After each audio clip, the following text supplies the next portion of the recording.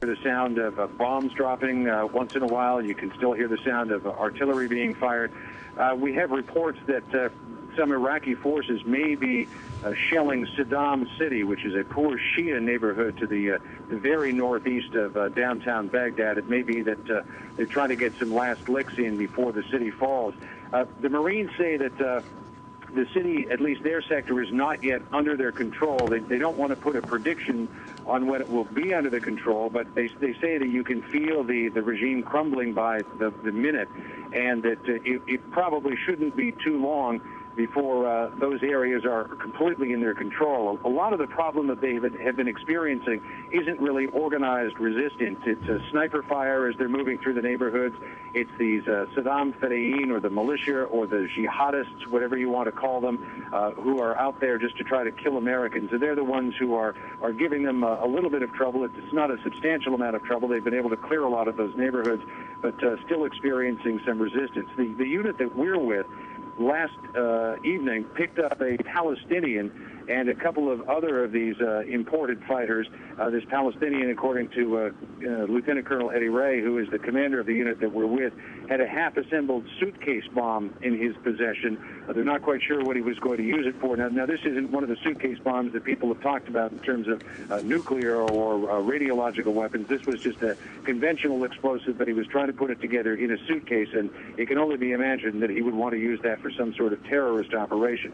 So there are definitely still pockets of resistance in Baghdad, particularly in the eastern and northeastern side of the city where the Marines are operating, much of it, though, coming from these militia members, these ones who know that they're either going to go down when the Ba'ath Party falls, or ones who are just there imported from other countries trying to give the Americans some trouble.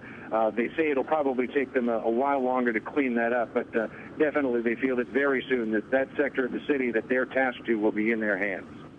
John, let me ask you this. Are you under any fire right now? No, Harry, and the elements that we have been traveling with have not received fire for some time now. Even further forward, where I was earlier today, they were not receiving any indirect fire, which is the only fire that they could possibly receive, because there wouldn't be any small arms or tank fire that would be coming in their direction. I've certainly seen a lot of armor at the side of the road that has been destroyed, mostly the older T-55 tanks and artillery pieces and anti-aircraft guns.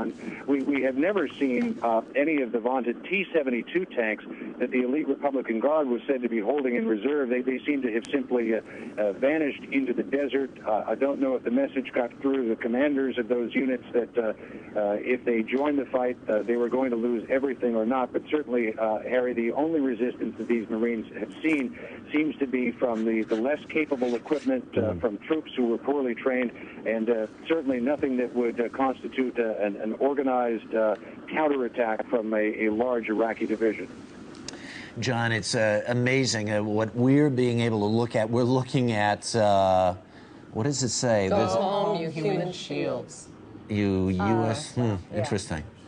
Well, we're looking at live pictures, John, from the middle of downtown Baghdad, where these, we assume then this is the third ID that's moved in there, with lots of armored troop carriers and tanks and what have you. There are a few civilians out. There's this, it was interesting, more around your neck of the woods over around Saddam City. Earlier today, we have these amazing pictures of people looting and out in the streets and almost oblivious to U.S. forces as they move through. Here, it's very, very quiet, almost eerily so. They're in the midst of, in downtown Baghdad, there are several huge, large kind of public plazas. And, well, there you can see from this aerial map, Sadoun Street is the big commercial street that pops right into downtown Baghdad. And that's that circle where you can see right there, that's where our live camera is right now. And Jim Axelrod is who's been traveling with the Third ID and has been out at the airport now, what, for 5 or 6 days. He's on the phone with us, too. Let's check in with him. Jim, what do you know? Harry, can you hear me? Yeah, loud and clear. Well, I'm just back from a trip into sort of the south-central part of Baghdad. If you take Highway 8 north, about as far as it goes, as far as the 1st Combat Brigade for the 3rd Infantry Division. And what we saw on our trip. From what I'm gathering, a bit more of a muted version of what you're seeing in downtown Baghdad. We saw lots of people on the side of the road, lots of people holding and waving white pieces of cloth, waving to the soldiers, welcome, very sort of open arms. We had one guy approach CBS News cameraman Mario Di Carvalho and say, please shoot the picture of Saddam, and he did not aim with our video camera. We had, however, from talking to the soldiers, we did hear of more than one gun exchange. It's a misrepresentation to say that everybody is out with a welcoming, open arm sensibility. There is certainly pockets, more than pockets of resistance, and when the sun goes down, there's a lot more actual contact, actual gunfighting going on last night. But today, the soldiers were saying, yes, they were seeing more and more of a sort of welcome, open arm, and out in the open defiance of Saddam, but still, it's not all a welcome committee. Harry? Yeah, well, Jim, so you're saying you're seeing some welcoming and some people that maybe are just being a little bit on the cautious side, if you will, not quite certain what to make of all this. I can only imagine what this looks like, all these tanks and this firepower coming through their towns and their cities. Well, there's a sense as we were driving through, there's a lot of Iraqi armored, the wreckage and ruins, the sort of the bodies, the burnt bodies of the armor, the tanks, all on the side of the road. The Iraqi people can see this. They know what has happened to their military. There is also a lot of, the soldiers, the United States soldiers who drive by, and they have their guns out, their rifles drawn, they're manning the 50 caliber machine guns at the top of the Bradley fighting vehicles, but they're just driving by, and sometimes, although nobody wants to leave, just sit down, that lead a wave with a wave. I think it's very clear to the Iraqi people the posture of the average U.S. soldier who's driving down their highway with guns drawn. It's still as threatening an image as that might be. It's also, I think, tempered for the Iraqi people with a sense that there is no shooting going on. There is no, at least in the area that I saw, there is no destruction of property. It is a very clear message. As long as the U.S. troops are not being met with violence, they are not putting forth any violence. And I think that is crystal clear, at least in the south-central part of Baghdad where we were today, that's the kind of dynamic that the U.S. troops are entering the city with. Jim, we'll get back to you in a minute. We just saw an amazing picture. A local, Baghdad, looked like a young man, had his prayer beads in one hand, and he was shaking hands with the guy whose head was popped out of an M1A1 tank. All right, Jim, we're gonna leave you for a second. We're gonna rejoin David Chater of Sky News. He is right now in central Baghdad, and he's talking with U.S. troops. So let's listen in. I'm sorry to hear that. Was it your first time in combat? Oh yeah. How did you cope? Actually, a lot better than I thought I would. It's scary, but at the same time, I don't think I was really that close. I was closer as I wanted to be, but not as close as some of the guys. That's great. Thanks very much for talking to us. Have a good day. Good luck and stay safe. You too. It's the guy having to sort of keep his eyes on the street there. We just want to reset for you for a second in case you're just tuning in. Live on British television, Sky News. We have American forces right in the heart of downtown Baghdad, and David Chater for Sky News has been literally walking up to the tanks and the soldiers and talking to the guys on the ground. We want to listen in here a second and see what they have to say. They're climbing the statue now. Look, they're really getting on with this. I don't know what he's going to do when he reaches the top, but can you see that? The camera's maneuvering around to get a better shot of that for you. That's difficult and dangerous work. Good luck to the guy. But we're going to move on. We'll keep an eye on that for you. I hope he doesn't fall over. Let's maneuver around to these other Marines. Okay, this way, Milan. There he goes, there he goes. He's up on the statue. He's the bravest man there. Don't quite know what their plans are. We'll keep you informed. Let's carry on round back to the hotel. The Marines here just been taking some photographs of that. That'll be quite a thing for the family album. Let's see if they've got any word for the folks back home and see what their battle's been like so far. Excuse me, you're live on British television, Sky News. I just want to talk to you guys about how hard it's been getting here. Pretty tough fight. Perhaps I'll start with you, go through you. What's your name, sir? Robert Marcoux. And what's the fight been like? Any message for back home? It isn't as bad as people thought it would be. I mean, we fought through, we made it, and just that I'm coming home, and I'm happy it's over. That's really about it. What about the message for back home?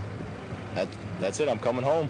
I'll be home soon. Safely, sir. Oh, yeah. Great to see you. And can I have your name, sir? Couple of Quet, United States Marines. And any message for back home? I just like to tell my wife that I'm coming home and I'm fine. And what's your wife's name? Jill. Jill. Hope you're getting that, Jill.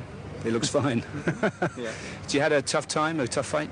No, it wasn't too bad. The Iraqi army was not that hard at all. We were normally been fighting like splinter cells, just like 14 to 15 like people at once. Yeah.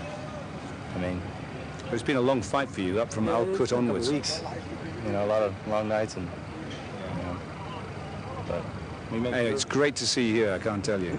Yeah, absolutely amazing. Watching this right now, they're taking down Saddam. They'll get him. They'll get him. I think you should give him some help. What about you, sir? David Antillion, downtown Baghdad, where civilians and U.S. troops have taken over the streets. These civilians spent the last 30 minutes or so trying to climb this statue of Saddam Hussein, which stands in the center of this roundabout, which is what we refer to here as a traffic circle. Earlier we saw it looked like two gentlemen trying to hammer away at the... They were taking a piece of rope and trying to whittle away at the stand of this statue.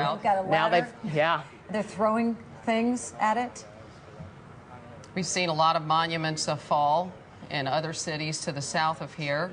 Again, American troops rolling in virtually unimpeded.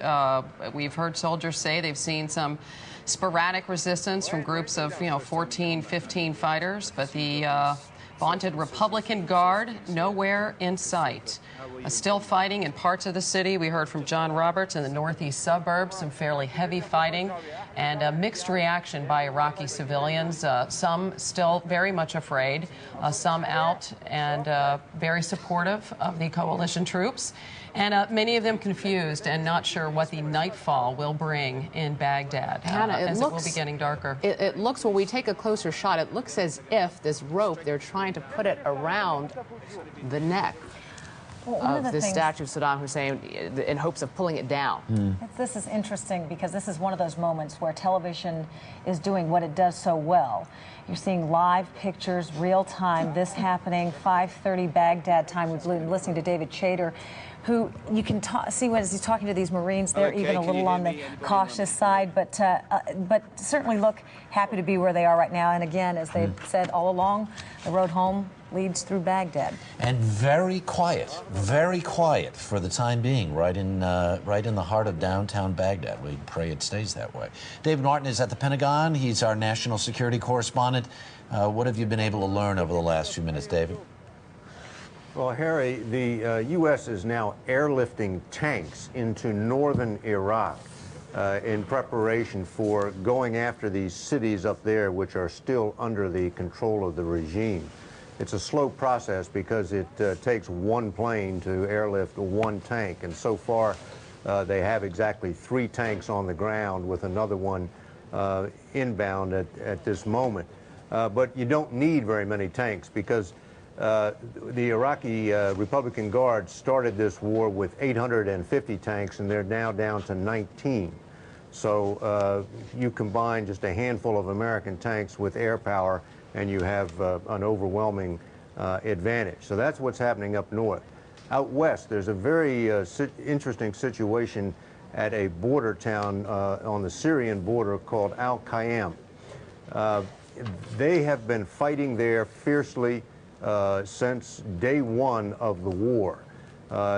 U.S. and British Special Operations Forces against the Iraqi forces that are holding that border town.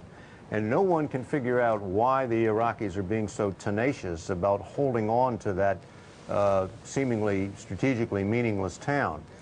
And that has given rise to theories that is where they have some of their weapons of mass destruction hidden, particularly the Scuds that you could reach Israel with, or that is an important avenue of escape for the regime, the back door that they have left themselves into Syria. But that is only speculation. What we know is that there is extremely fierce fighting on the part of the Iraqis for no apparent reason.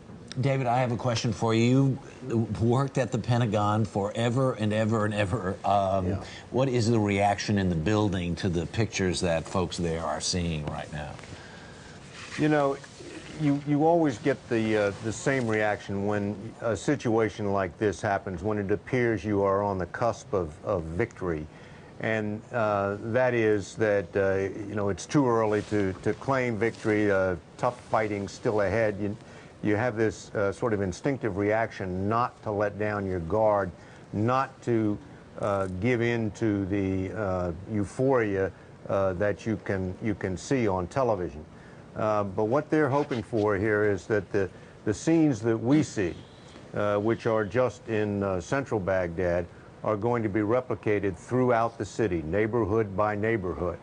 But there are some neighborhoods that we haven't been into yet. For instance, the El Mansour neighborhood, where the U.S. thought they might have spotted Saddam, what was that, on Monday, and dropped those bombs. That's a neighborhood, a well-to-do neighborhood, and if you're well-to-do in Iraq, that means you are a supporter of the regime. So they haven't been in to neighborhoods like that. A little more clarity, I guess is the right word, on this strike on Monday. If you remember, this war started with a strike on a building that Saddam and his sons was believed to be in. Yeah, leadership target, they say, right? Exactly. Target of opportunity. In that strike, they were dead sure that he was there. They had very, very good intelligence. I don't know the nature of that intelligence, but they had very good intelligence. I think it was eyes on. Somebody physically saw him going into that building. In this case, talking to people, the intelligence on Monday was not as good as that. They had a single source who was considered reliable, but they had no confirmation that this is what had happened. So there's less of a feeling of confidence that he was in there to begin with. And of course, then you have all the doubts about whether he could have gotten out before the bombs actually fell, and whether he was in a bunker that somehow escaped the destruction of those bombs.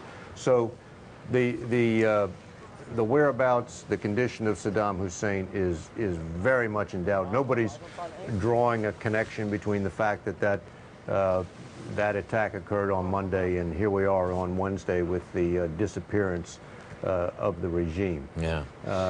All of these are questions which are just really unresolved. Yeah. Con Coughlin, who is an author who has studied Saddam Hussein, who writes for a newspaper over in London, his sources said that they had eyes on the ground in that first attack. It was an Iraqi, and the story that he heard was that Iraqi then was executed after they found out that someone in this, and the, you know, encircling the inner circle, if you will, had given up this information. But as you suggest, we're not sure who knew that Saddam might have been in this building. And we've heard from British sources this morning that, in fact, Saddam and perhaps his sons may have escaped or gotten out in time, or maybe even have survived that. All of that remains to be seen. And David, we'll let you get back to the phones and work your sources, and we'll get back to you in a bit. Meanwhile, we continue to look at remarkable pictures of downtown Baghdad as it appears that civilians have fashioned some sort of noose around the neck of a monument to Saddam Hussein.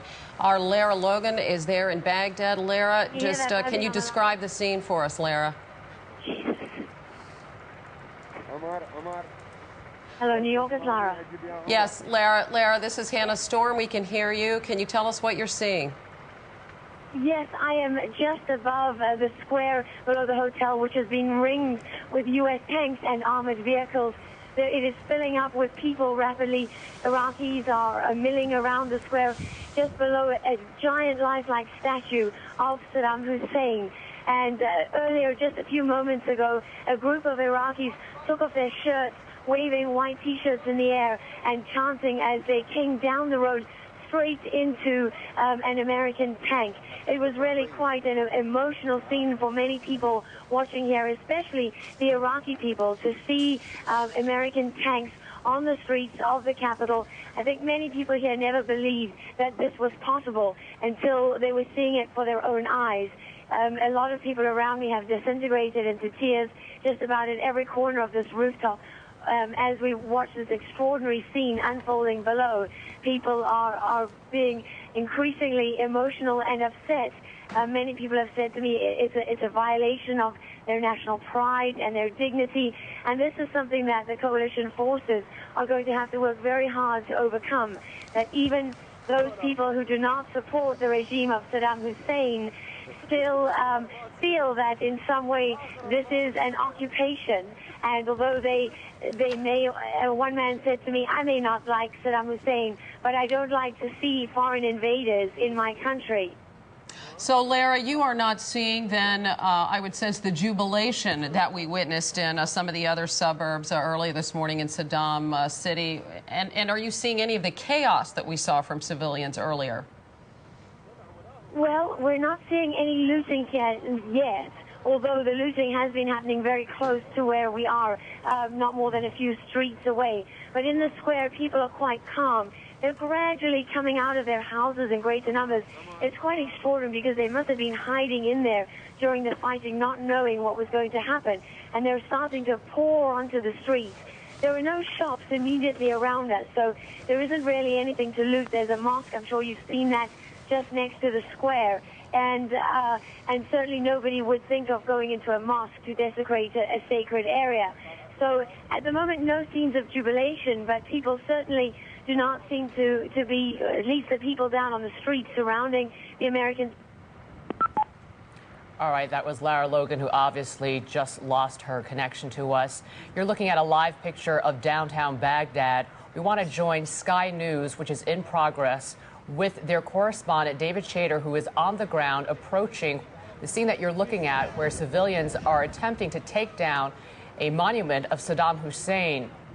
They've been at this for the last 40 minutes, and at this point, they are looking quite successful climbing that monument, which it looks like it probably stands about 25 to 30 feet tall and is perched atop another structure that is about 30 to 40 feet tall. They managed to get a ladder, climb this monument, manage a rope around the neck. It looks like a noose around this statue of Saddam Hussein. Obviously, these pictures will go down in history. To join, what comes to mind is the Berlin Wall coming down, the tank in Tiananmen Square. These pictures you're looking at are live right now. It is 5:40 in the evening in Baghdad. Mussolini. Well, you know what's interesting about this picture is that we've been watching it for the last 40 minutes or so, and what started as a relatively small crowd appears to have grown. Mostly, apparently all young men, and they seem to be, at least from where we are here in New York, many, many miles away, a little more emboldened about being out there. And it's a pretty subdued scene. Very, very subdued. Well, as Lara Logan said, you know, this is nothing akin to the celebrations that we saw just a few hours ago, the pictures that we were looking at this morning. This is a relatively subdued crowd, and she, from her experience in talking to a lot of these people, they still view the United States and coalition forces as occupiers and not liberators. Very mixed reaction. Certainly people still fearful of what the nightfall will bring, and not quite sure who to trust. in this situation, and it is a fluid situation. And we should mention there is still some unorganized but a fairly significant resistance in parts of Baghdad. Still some heavy fighting in some of the suburbs, we understand. That's exactly what John Roberts had been talking about. At least in this picture, it doesn't look like there's a whole lot of resistance. But John Roberts said in the northeastern section of Baghdad, the Marines were coming under some fire. We're going to go to John Roberts or to Jim Axelrod. All right, let's go to John Roberts. What's going on where you are, John? The scenes that you're describing this morning, Julie, sound very reminiscent of the fall of the Soviet Union when the ropes went around the statues of Lenin and came down. And in fact, I can report to you that all the way along the road north of Nasiriyah, every picture of Saddam Hussein, every statue, or at least literally every picture of Saddam Hussein, every statue of Saddam Hussein has been either destroyed or at least defaced. We saw a statue on the road into Baghdad that had been blasted by American guns. This is something that started in a little town called Kalat Sukar about a week ago, in which the Americans took over a Ba'ath Party headquarters after being told by one of the local officials that there was a cache of weapons in there. And the locals said, can you please destroy the picture of Saddam Hussein? The Marines held off of that one, and they let the townsfolk do it. The townsfolk actually threw the photo of Saddam, the painting of Saddam, which was made on plywood, into a fire and burned it. And that was the greatest show of defiance that I have ever seen in Iraq, and it seems to have sort of been a domino effect, because then everywhere along the line after that, townsfolk and the Marines were also destroying photos of Saddam Hussein, statues of Saddam Hussein. American artillery, at least American guns, have been hitting it to show local townsfolk that they are indeed taking down the regime bit by bit. But as Lara said, there is a little bit of mistrust here among the folks along the way to Baghdad, but the mistrust comes from this standpoint. They see the Americans as both a liberating and an occupying force. And they seem to be fine with that idea, but there is a caveat. And the caveat is that they remember in 1991, the Americans, after removing Saddam Hussein's forces from Kuwait, encouraged a revolution in the southern part of the country, which is mostly Shia population and has no fondness for the Ba'ath Party.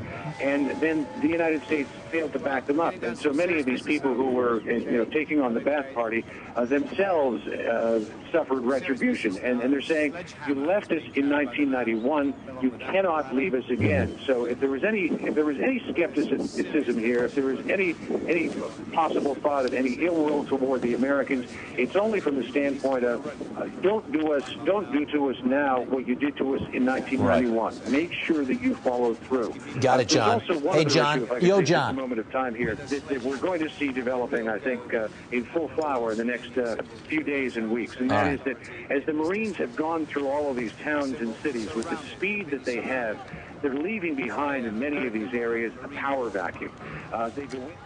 That's John Roberts with the Marines. And we're going to go back to this live picture now in downtown Baghdad. And it's been, and we're going to, David Chater of Sky News is right there on the scene. We're going to listen in here.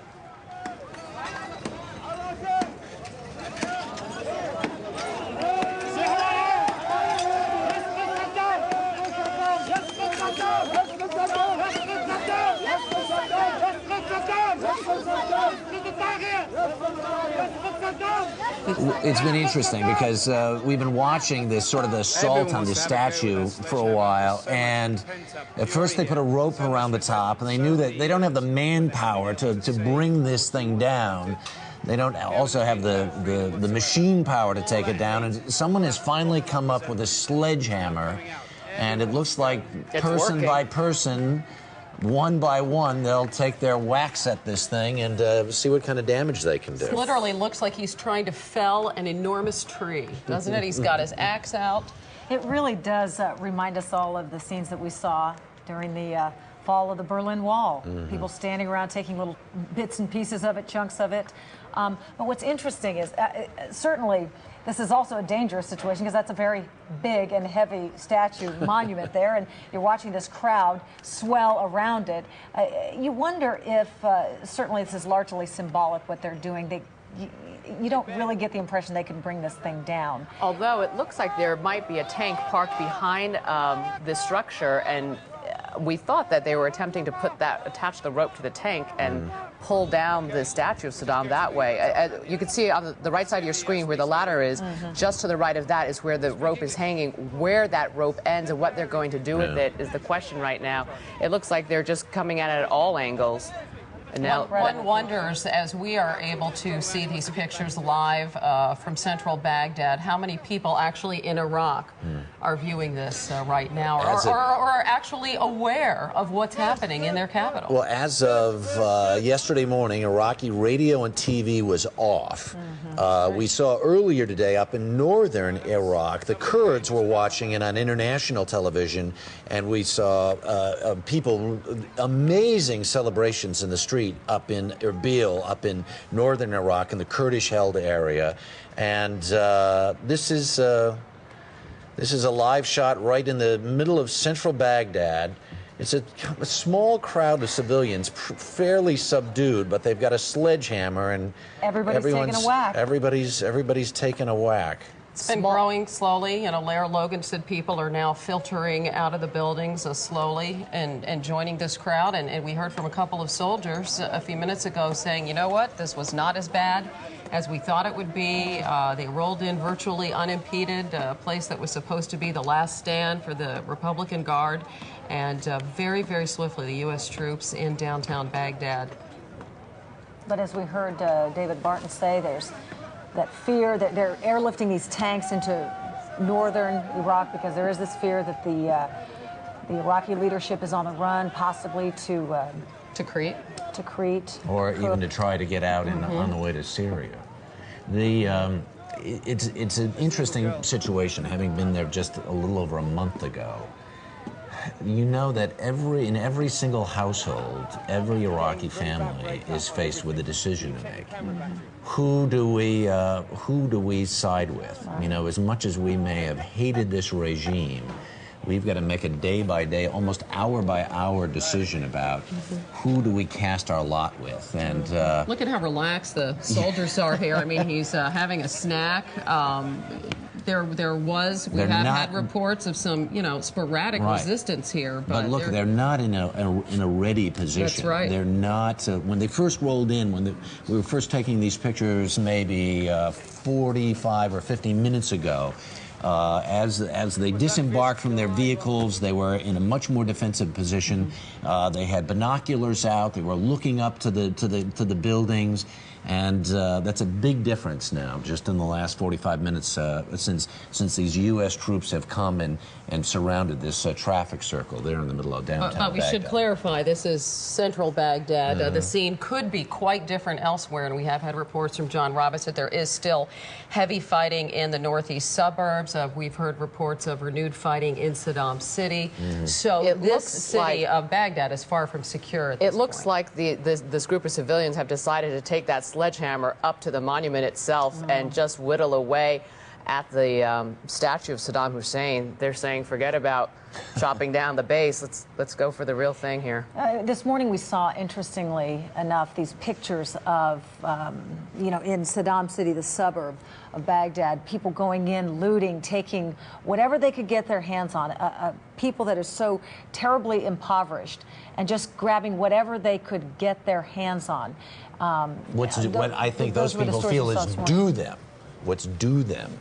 Tires, refrigerators. But even things like, plants and things that we seemingly innocuous. Yeah. Harry, for those of us who haven't been to Baghdad, can you just give us a sense of where this is? Is this the heart of the city? Is this a statue, the symbolic center of the city? Not exactly, but Sadoun Street is a big commercial street that runs right into this traffic circle. There we go. And you see, you're right very close to the river there. So on a normal day, this would be very congested. Crawling with people, with enormous amounts of traffic. I mean, just choking traffic there all day long, and especially at a time, around supper time as people are heading home and whatnot. This place would just be swarming with traffic. But as we've been reporting, a lot of people have been trying to get out of out of Baghdad, especially since last weekend, and a lot of civilians have cleared out of there. We're going to keep this picture up of these folks who are trying to deal with this statue. There's just a small band of civilians. But growing, it looks like. Yeah, well, I don't know. At some points, it looks like there's almost as many reporters as civilians, quite frankly. But we've got General Joe Ralston on the line with us from Washington. General, how are you this morning? First, and what are your impressions of the pictures you're seeing this morning? Good morning, Harry. I think, first of all, I'm riveted, like all of the viewers, in looking at this drama playing out inside Baghdad. My thoughts go back to the troops that are on the ground, though, because this is still not over yet. There's still a lot of work that has to be done. Commanders have to keep their troops alert, have to keep them on guard, not only in the north, but as we continue to go through Baghdad. Yeah. This is so potentially volatile. This city is so well armed from the standpoint of small arms, Kalashnikovs, as we said earlier, RPGs. Who's to know in a situation in such close quarters? There could be a guy with a trunk full of explosives. This is a highly, highly dangerous, potentially, we should say, dangerous situation. From a standpoint as a soldier, General, looking at this picture, 3 weeks it has taken to go from the Iraq-Kuwaiti border here to the heart of Baghdad. Your assessment? Well, I think that it has been a remarkable performance by our soldiers, sailors, airmen, and Marines.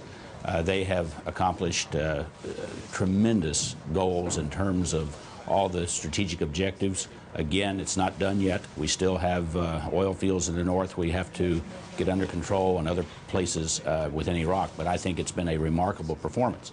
I still think that most people have said we expected this war to end, obviously, in the way that it is ending.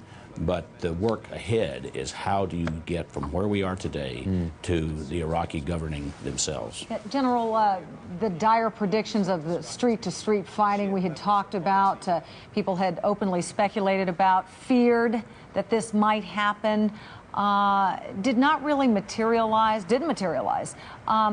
Is that to say that it won't? Or tonight at nightfall, still very dangerous situation? I think we still have a very dangerous situation here. I think that it's going to go reasonably well, but we were prepared for the worst, and we have to continue to be prepared for the worst. So you think that's certainly a possibility in the days to come? That we could get bogged down in some kind of street fight? Well, you can find little pockets wherever it happens to be, whether it's in Baghdad, whether it's in Tikrit, wherever. And if you happen to be the young soldier on the receiving end of the bullet from the AK-47, it's devastating. So can you give us a big picture here of what lies ahead for the coalition forces as they try to secure Baghdad itself, the entire city? Because we're getting reports that there is still heavy fighting in the northeast suburbs. Yeah, first of all, as you know, we have a city here of 5 or 6 million people, and so there are just literally dozens of neighborhoods. You don't know who is in those neighborhoods. You don't know where you're going to have the small units of disaffected soldiers. So that is something that you just have to continue to work with. The real issue that we've got to get started also here are the humanitarian issues, the food flow, the transportation flow, the medical, take care of the hospitals, and the rule of law. We know from our experience in Bosnia and Kosovo that the rule of law takes a long time. And it's very important to get the courts and the police and the judges all working to get this society back going again. Power on, water on, all of those day-to-day things that they still don't even have down in Basra. Let's talk a little bit militarily. So the center is gone. Baghdad is, minute by minute more under coalition control. We've heard stories today that a couple of British sources reporting that Saddam and his sons may in fact have escaped that bombing on Monday. Tikrit is still the soul of Saddam's empire from the standpoint of that is his tribal homeland. That is where much of his power base, ethnic power base, comes from. The cities in the north are still have still really not felt the brunt of coalition forces yet. It's Yogi Berra. It's not over till it's over, and it could be a while yet. I absolutely agree with that, and I think we have to be prepared for some very difficult days ahead as we go through Tikrit and as we go through some of the areas of the north. Hopefully, it will come out better than that, but you have to be prepared for it, and the job of the commanders is to make sure that their soldiers on the ground realize that there is still much danger ahead. What is your sense of what the coalition forces might face in regards to Tikrit? Because there is speculation that a Republican Guard presence may be very heavy there. And certainly, as Harry mentioned, it's a town that owes a lot to Saddam Hussein. Well, that's exactly right. And you've got his clan is there. I think we have to take this very methodically and, again, with patience. We will use air very heavily against the Republican Guards. And once General Franks thinks that they have been treated sufficiently, then you can go to the next step of sending the ground forces in. General, let me try and get into the fighting man and fighting woman's head here. Is this an opportunity, at least the first chance in the last 21 days, for them to sort of take a deep breath, even though they're still remaining on their guard? They have single-mindedly had this goal, which was to get to Baghdad. They're there, and it seems as though there is just a hint of relief on the faces that we see. Well, they're human beings, and like all human beings, we would like to think that, oh boy, we have accomplished this big objective and now we can take a break. And that's why the commanders have such a difficult task ahead of them, is to make sure that they go against that human nature to take that break and to let the guard down. Mm-hmm. They still very much have to be on alert. Mm-hmm. Let's also not forget, as we talk about the things that lie on the horizon, and that's the search for weapons of mass destruction, and what sort of challenges do the coalition forces face in that regard, because that's something that's happening as we speak. It's a big country. It has a lot of tunnels. It has a lot of underground facilities, all of which are going to have to be searched. Now, what you hope is that people will come forward and give you some help with that and say, this is where you should look and this is where they are hidden. But you have to be prepared to take a very methodical search and just keep at it until you find these weapons of mass destruction. General Joe Ralston, thank you very much for being with us. Stand by there. We're going to be hooking back up with you a little bit later on. We have been watching for the last hour or so, now hour and 10 minutes, extraordinary pictures of U.S. forces that have set up right in the middle of downtown Baghdad. A few civilians out, but we have not heard a single shot fired in the last 60 or 70 minutes or so. We're going to pause here for a moment for some of our stations along the line to hook up with us now. It is 10 o'clock in the East, 10 a.m. Eastern Time. If you are just waking up, this is the picture we've been looking at now for about an hour and 10 or 15 minutes. You are looking at a roundabout, a traffic circle, right in the heart of downtown Baghdad. U.S. forces have had this area under control now for more than an hour. There's a handful, 30, 40, 50 civilians who are out. They were waving their shirts a little while ago. Mostly they've been preoccupied with banging a single sledgehammer away at a statue of Saddam Hussein. When the U.S. troops first got there, and we first started to see this picture a while ago, you can see some of the Humvees still rolling in there now. When they first got there, the troops were on the ground at the ready. They had their binoculars out. They were looking for potential sniper locations. That's a Humvee that's set up with loudspeakers so they can communicate in Arabic with the locals there. And what's so amazing is that it is 6 p.m. in downtown Baghdad, and this is the center of downtown, where this traffic circle at this hour would normally be filled with people going about their daily lives, but the only thing it's filled with now are U.S. tanks, armored vehicles that have literally rolled into town about an hour and 15 minutes ago and taken over. Now, they've cleared a way around the statue. Does that, and Julie, I think you had said earlier that there was a tank perhaps situated behind the statue. It looks like the crowd is now moving away from that statue a little bit. Is there something about to happen, like that this tank is going to take action on the statue or something? Well, we don't know what's happening there. Well, I know. We'll find out soon enough, but we have seen monuments. Well. You know, what we have seen is monuments clearly falling in cities that coalition troops have taken. To the south of here for the latest on the status in Baghdad, let's join David Martin at the Pentagon. Hi, David. No, I mean, Bill, I'm sorry, we're not David Martin. We're joining Bill Plant right now at the White House. Bill. Anna, good morning. The White House is very definitely and very deliberately a gloat-free zone this morning. I've just come out of one of the regular daily briefings here given by the president's spokesman, R.A. Fleischer, who says this is a historic moment. But he cautions that based on his conversations with the president earlier today, caution is very much the watchword. They make 2 points. One, they say freedom is unquenchable, and these pictures show that. But two, there remains a time of fighting ahead, that you're seeing only one small slice of the picture, that there are other neighborhoods in Baghdad where they still expect opposition, not to mention other parts of the country. As for Saddam Hussein, they say that they don't really know whether he is alive or dead. They say they have no good intelligence on that. But when they were asked if there could still be any kind of deal for Saddam to get out of the country, because there are rumors he's hiding out in the Russian embassy, for example, the answer to that is exile, no. Saddam Hussein missed his chance. So if there's an opportunity for capture, obviously they'd like that, although they are not saying yet that they would try him, but they obviously do not want to let him go. Anna? Bill, you know, this leaves open the question, at what point do the coalition forces declare victory here? Is it possible to do so without knowing the whereabouts of Saddam Hussein? I think it probably is possible for them to declare victory without knowing exactly where Saddam Hussein is if the country is effectively under their control. But the point that they're making here and elsewhere, I think, is that the country won't be effectively under the control of the U.S. and coalition forces for a while yet.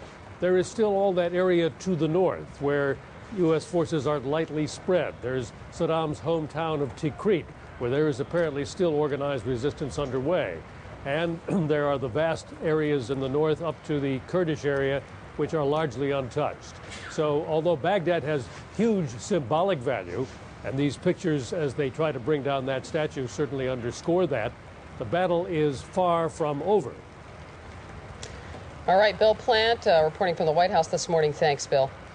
Just a reset for you folks who are getting up this morning on the West Coast and saying, what on earth is going on here?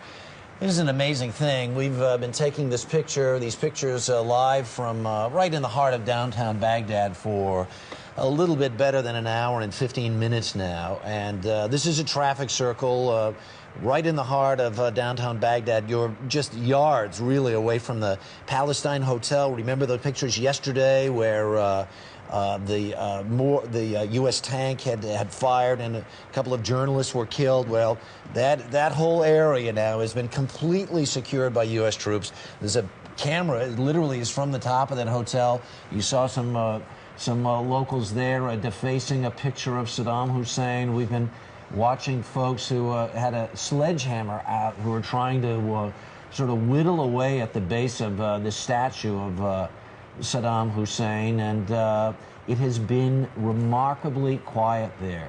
There have been 30, 40, maybe 50 civilians out. At one point earlier, I saw a father walk in with his small children as they walked up and sort of looked at the statue and then walked on again. There are no wild demonstrations in the street. Perhaps as we go along this morning, we'll go back and show you some pictures of widespread looting that were happening in the eastern side of town. I mean, there's literal chaos reigning there. Folks ripping things out of offices, and the UN the UN headquarters where the weapons inspectors were and the UN office. All of that has been defaced. They took all of the UN vehicles. We don't know where these pictures are exactly, but they're taking tires out of storage and everything else.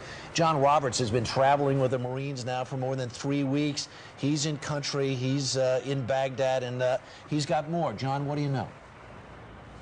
Well, Harry, this idea of defacing and destroying pictures and statues of Saddam Hussein for us is something that we saw in a very small town just north of Nasiriyah called Khalat Sukkar. It was about 10 days, almost 2 weeks ago, in which the Marines went into that town with the help of the local village elders to kick the Ba'ath Party out, the Saddam supporters, and uncover a cache of weapons at Ba'ath Party headquarters. All day when we were there, and most of the time it was to watch the Marines hand out humanitarian daily rations, the local villagers had said, please, please, please destroy the picture of Saddam Hussein. It was something that Marines at that point didn't want to get involved in, but by the end of the day, the picture of Saddam Hussein, which had been painted on plywood, was ripped up, it was in a fire, and it was burning. And then the Marines decided that day that every time they saw a picture of Saddam Hussein or a statue of Saddam Hussein, they were going to take it out to make a point. And on the road just into Baghdad, not too far from here, Harry, I saw a rather large statue of Saddam Hussein. The head and torso were completely blown off of it, and the only thing that could have done that was American guns. Hang on one second, John. We've got this live picture right in the heart of downtown Baghdad. A huge piece of heavy U.S. machinery is rolling up to it. Now the crowd is really beginning to form. I can't really get a close look. It almost looks like one of those tank fixers. I don't see. I don't have a close enough view of what kind of piece of if it's artillery or not. But it's a big enough to bring that thing down, though. That's. It sure looks at, and look at the folks, the folks who the people who have been standing around there have all climbed up on top. We should point out that about an hour and 15 minutes ago, the process of trying to tear down this statue of Saddam Hussein started. It began with a sledgehammer being trying to whittle away at the base of this statue. Then these civilians managed to put a rope around the neck of this statue, and we weren't quite sure if they were going to tie that rope to a tank and tear it down that way. But now we see some sort of heavy machinery, Harry, as you were pointing out, has pulled up and trying to butt itself up against this statue of Saddam Hussein. And we see everyone trying every which way to take down. Yeah. And they're climbing up on the rope now. Now, Mark Phillips is in Kuwait City, and he's been watching this from there this morning as well. We're going to leave the picture up and check in with Mark. Good morning, Mark. Good morning, Harry. What you're looking at here, for lack of a better term, is a tank tow truck. You see them all through this theater here, dragging off tanks that have either been disabled or hit or somehow or other out of service. And it appears there's been a lot of discussion around the square here, the one you've been describing, as to whether or not the people would be able to pull down the statue of Saddam Hussein, one of, as you know, hundreds. There is not a major intersection in Saddam or a major boulevard that doesn't have one of these massive statues or one of the massive murals of Saddam in it.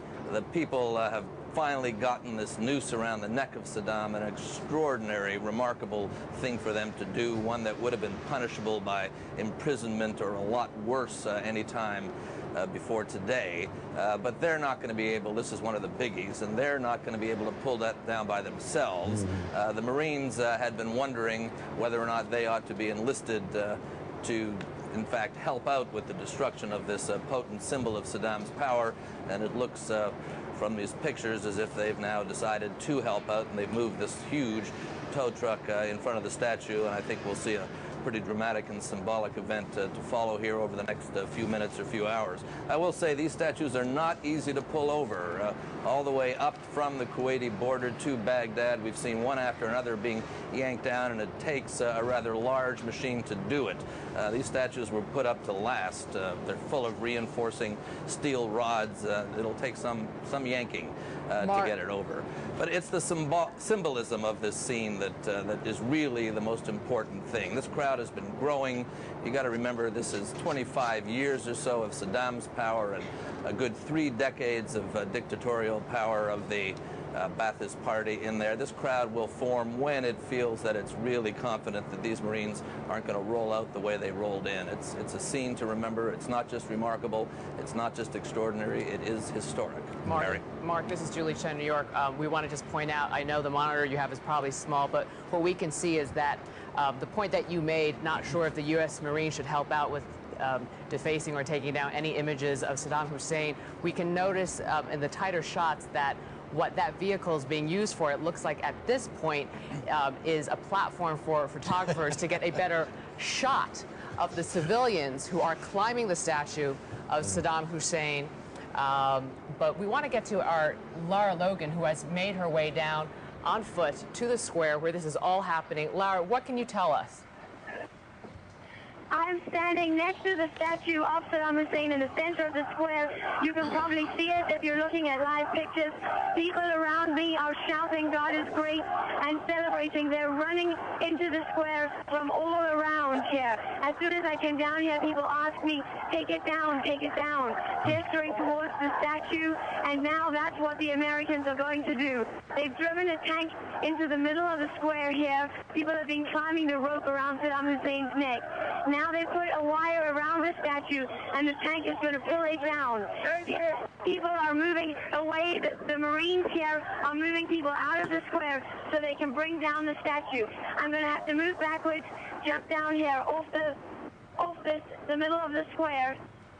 Yeah, and move a little bit away as they bring down this icon and symbol of Saddam Hussein's regime. The people here, you asked me earlier about celebrations and jubilant crowds. Well, they certainly are celebrating now. People are very emotional. As I came down to the square through the hotel, there were crowds of people destroying pictures of Saddam Hussein, ripping his portrait off the wall, smashing the glass into the air. People come here. On the Marine, one after another. We're having some audio trouble there with Lara Logan, who is there right next to the square there. The statue of Saddam off its pedestal. Okay, she's a really amazing scene from the square here at the end of Sadoun Street down in central Baghdad, just next to the Tigris River. We've been waiting for the Americans to arrive. Now that they're here, people have come out of their homes. They've come out of hiding. They seem to have lost all their reserve. The assurance that they were looking for from the Americans, they seem to have found in their presence, because there's no holding back now. Tomorrow, perhaps, the problems of rebuilding the regime, or rebuilding at least the civil society, will begin. The hospitals that are short of medicine, the basic services that are needed. But for now, here in the square, people are jubilant.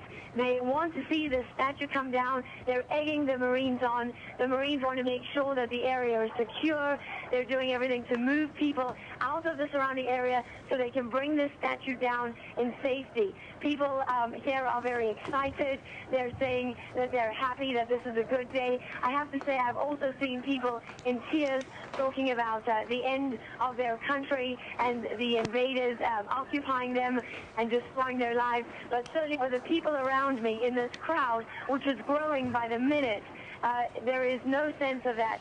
People are extremely happy. They're extremely emotional, and they're standing by here in crowds waiting to see Saddam Hussein's statue brought down from its pedestal high up here against the sky in front of the mosque.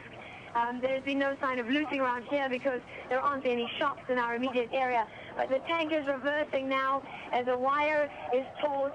It seems that this statue really is going to crumble in just a few moments. The soldiers are holding the people back.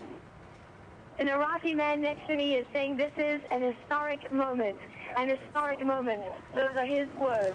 For the whole world, he said, not just for Iraq. This is an historic moment for the whole world. And certainly for the Iraqi people here, this is this man next to me, this Iraqi man, is saying, I want to thank you.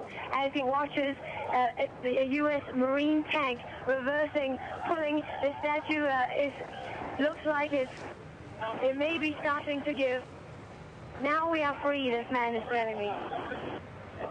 After this war, he says, after this moment, we are no more afraid. Thank you. That's from an Iraqi man here in the square talking to me as we watch this U.S. tank. The Marines are being a little bit cautious. They want to make sure that no one gets hurt when the statue comes down. There are a lot of very emotional people around here and a lot of children as well. They don't want to see anybody getting hurt. So they've stopped the tank now. They're ordering us to move back. I'm walking back from the statue, giving it some room here. There are women and children in the crowd, some very small children. There are old men and women. People are waving at me. People are smiling. An historic moment, not just for Iraq, but for the whole world, as this one man said to me.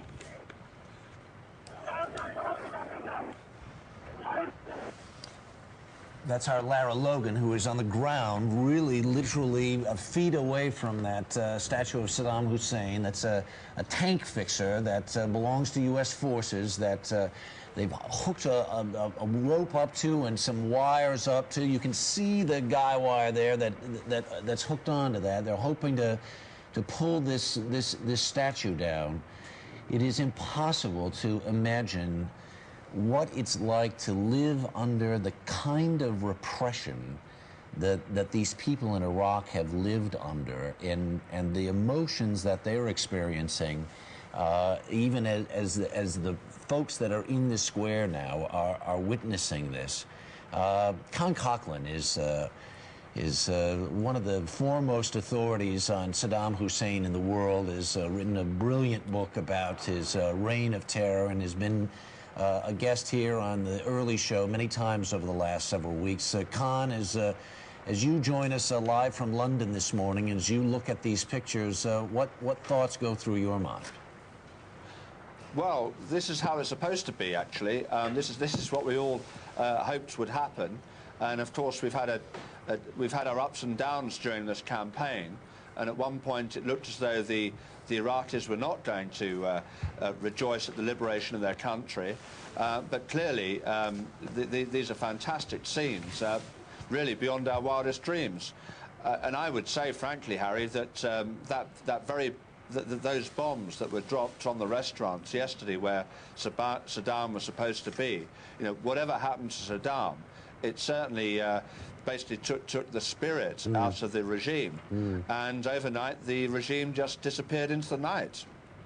The fact that it took 21 days, Con, for this reaction, that the administration had been saying, the Bush administration had been saying that this was what they had been hoping would happen as soon as the tanks rolled in. It didn't happen as soon as the tanks rolled in. It took 21 days of fighting. Is that a testament to the stranglehold that Saddam Hussein had on this country? It certainly is. I mean, basically, the system, the Stalinist system that Saddam put into Iraq to keep himself in power was very, very effective. And even after the war started, it held together. The Iraqi people were literally terrified of this regime. And now we've seen the torture chambers down in Basra, we can understand why. You know, we can see now precisely what happened to people if they stepped out of line.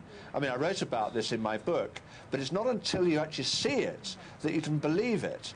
And I think now we can understand why the Iraqi people were so reticent about coming forward. Of course, they've been let down in the past, but both in Basra and Baghdad, we've seen the same thing happen. In Basra, we dropped a bomb on Chemical Alley. Within hours, the Ba'athist regime collapsed. In Baghdad, we dropped 4 bombs on Saddam's last command and control center. Within hours, the whole thing had collapsed. So it shows that, as George Bush said all along, you know, you decapitate the snake and the rest will just die. We want to reset the picture here. For the last hour and a half now, we've been looking at a live picture of downtown Baghdad. U.S. forces rolled in there, and not a shot was fired, quite frankly. We saw U.S. forces with rifles and with binoculars looking for sniper fire, and that this has been shot-free, as best we can tell, for the last 90 minutes now. 90 minutes ago, there may be a dozen or 2 dozen Iraqis who were sort of waving their shirts and doing a little bit of muted celebrating. Clearly now, people are starting to pour into this square. The crowd is really starting to grow. We're looking at another shot from the roof of the Palestine Hotel. I can't tell you which direction that is from the Palestine or what that building is, but there's a building on fire. Maybe in a while we'll get Mark Phillips on because he's spent so much time in Baghdad. Maybe he'll be able to identify that with us. But just to reset the picture, they've been trying to get some sort of a noose. The rope broke at first, and they're trying to knock down this statue of Saddam Hussein. And Con Coughlin is with us from London. It is symbolic and as important as all of this is. I think we should emphasize there have got to still be pockets in Baghdad where these Baathists, where Saddam's thugs still have a clear, powerful hand in a neighborhood, and this is going to remain, at least for a while, a very dangerous place. It is, yeah, and we have to be very, very careful that Baghdad doesn't become another Beirut, which is always in the back of our minds. There are many different factions in Baghdad, people with many different agendas, and I'm sure the military planners are aware of this. I would imagine that the fighting's still going to go on for a couple of weeks, and of course we still haven't taken Mosul or Tikrit. A lot of Saddam's loyalists, I understand, have moved out of Baghdad towards Tikrit. Is there going to be a last stand there? Big question. But I think the scenes that we're seeing today in Baghdad, we can basically say with confidence that the regime, Saddam's regime, is over, it's finished. We can